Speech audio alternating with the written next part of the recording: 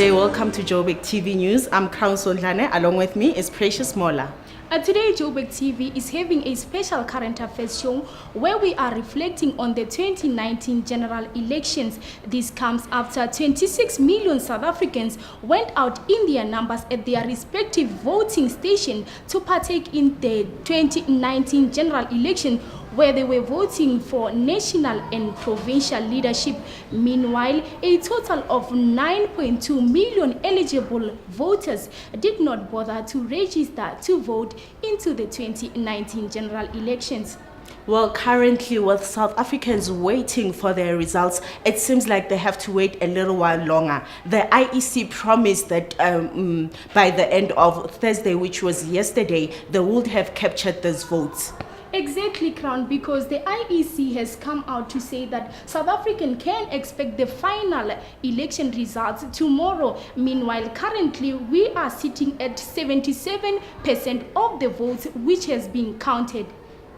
And we also have the top three parties, which is the ANC, the DA, and the EFF, still leading the votes. The ANC is standing at 56.9%, and the DA was seated right at 22.0%, and the EFF at 10.1%. With those numbers, Crown, let's reflect on the last general elections that the South African citizens went out to partake in, which was in 2014, where we saw a African National Congress leading the pack with over 62% votes. Meanwhile, a DA came on the second with about 22% vote, while the new baby at the time, which was the EFF, it came on the third with over 6% votes. And this 2019, we also have more than 10 new parties that include the ATM, the BLF, and the APC, saying that these elections were not free and fair. Exactly. But before we get into that, we know for sure that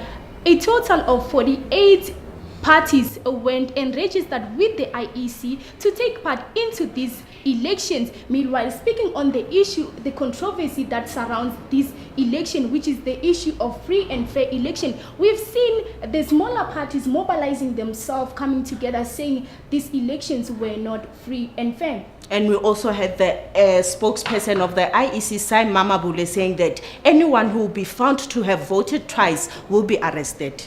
Currently, we know that 20 people have been arrested in KwaZulu-Natal for double voting. We've seen on social media people claiming that the ink is removable easily, where they claimed that they removed the ink and went and voted again. Joburg TV News is out on the streets today to hear from people who voted if they think it was fair and free. Exactly. Let's go on the street and find out if people voted, what did they vote for, and what are they hoping their vote can achieve.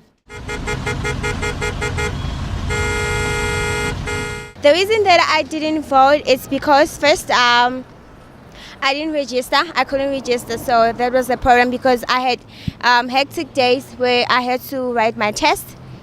And then I think for my side is that, like, we get empty promises, and there's too much of corruption. People are fighting for power, you know, and like money is a root of an evil. So I think people use the power to influence other people. No, it shows ukuthi ANC mayisahleli lapha phezulu, abantu basanalo uthemba kulo. So angeke ngicommente kakhulu, amavoti akhulumile, abantu abavotile abazivotelanga iANC, abantu abavotile neDA neEFF ngokunjalo bavotelwa abantu. So the way kungakhona mina ngigrand ngakho. Okay, about the result, I'm very happy that the ANC is the leader, because compared to all those parties, I mean, I believe in ANC.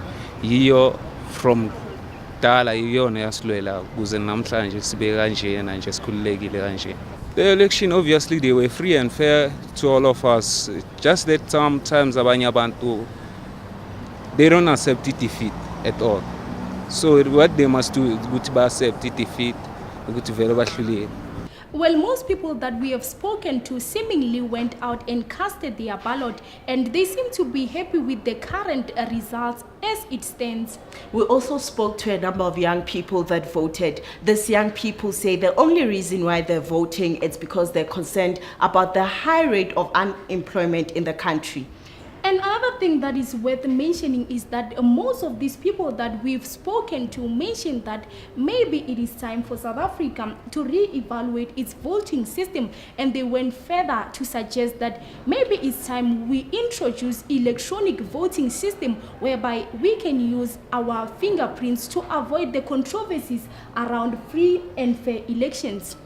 Well, that's it from the special current affairs program. From me, Precious Mmola. Crown Sondhlane. See you next time.